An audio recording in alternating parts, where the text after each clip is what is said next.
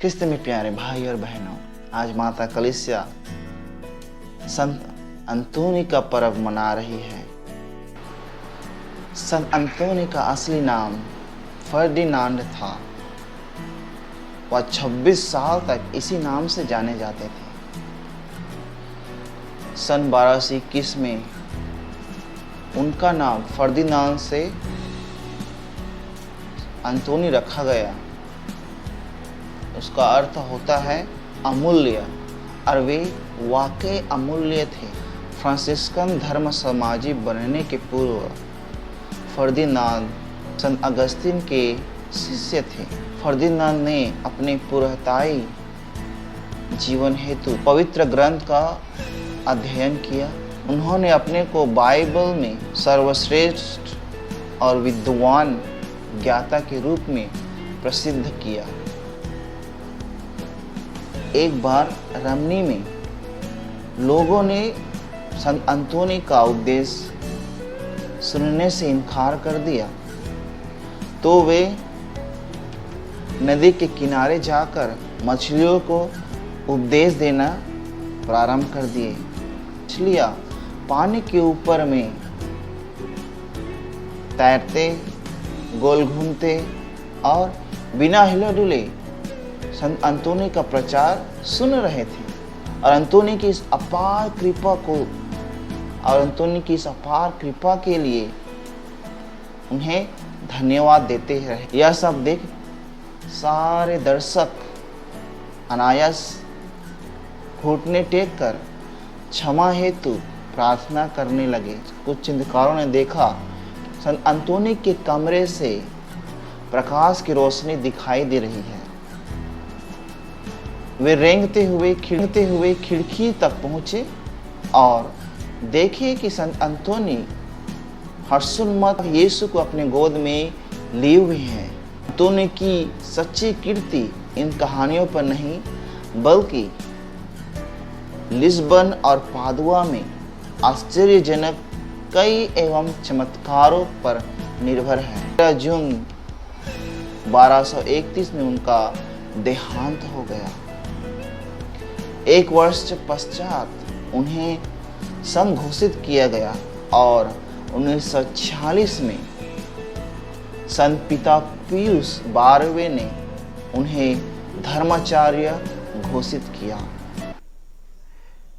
ख्रिस्त में प्यारे भाई और बहनों, आज प्रभु यीशु हमें दृष्टांत के माध्यम से स्वर्ग राज्य पहुंचने का मार्ग बताते हैं, और वह दृष्टांत है बीज और पौधे का दृष्टांत। हमारा जीवन बीज की तरह है, इंग्लिश में सीड की तरह है। ईश्वर ने हमारे जीवन को और हमको बोया है ताकि हम फ्रूट ला सके, ताकि हम फल उत्पन्न कर सके। और ईश्वर जिम्मेदारी लेता है हमें समय समय पर देखभाल करने का,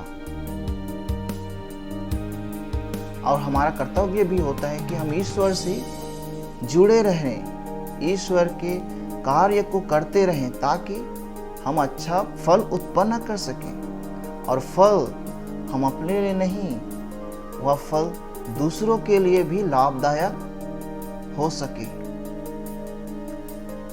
हम लोग जानते हैं जब किसान भाई लोग खेत में जब बीज बोते हैं तो वह एक ही बार में पौधा नहीं निकल आता, समय लगता है। अभी कई प्रकार की बीमारियां, कई प्रकार की कीट उत्पन्न होते हैं, उसके लिए वो लोग उनका देखभाल करते हैं और समय खेत के लिए और बीज के लिए देते हैं, ताकि भविष्य में अच्छा फल उत्पन्न करे। उसी प्रकार ईश्वर भी हम सबको इस दुनिया में एक बीज की तरह बोया है, ताकि हम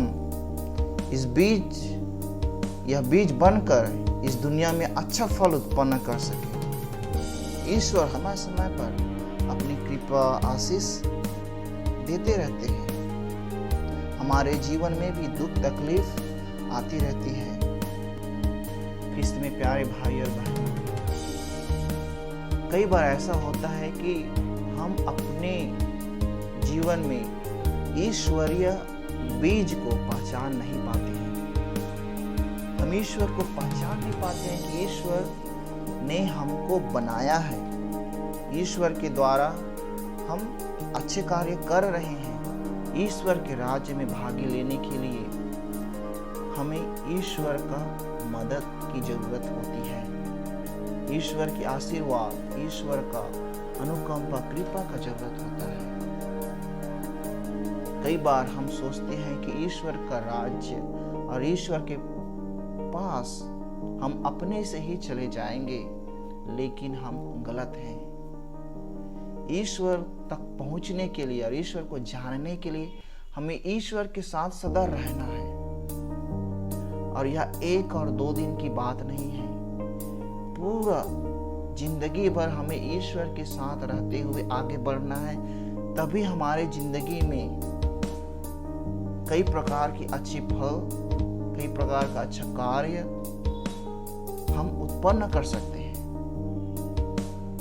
तो आइए इस पवित्र समय हम संत अंतोनी से भी प्रार्थना करें कि हमारी जो भी आंतरिक प्रार्थनाएं हैं, आंतरिक निवेदन हैं, वे प्रभु ईश्वर तक पहुंचा सके। जैसे अपने जीवन में वो प्रचारक रहकर अपने जीवन में ईश्वर के शब्द को दूसरों को बांटते हुए आगे बढ़े, उसी प्रकार हमारे जीवन के शब्दों को, हमारे जीवन के अर्थों को ईश्वर तक पहुंचा सके। तो आइए हम प्रार्थना करें हम सभियों के लिए, आप सभियों के लिए, ताकि हम अपने जीवन में ईश्वर की ओर आगे बढ़ सके और ईश्वर का कार्य करते हुए उनका गुणगान, महिमा गान कर सके।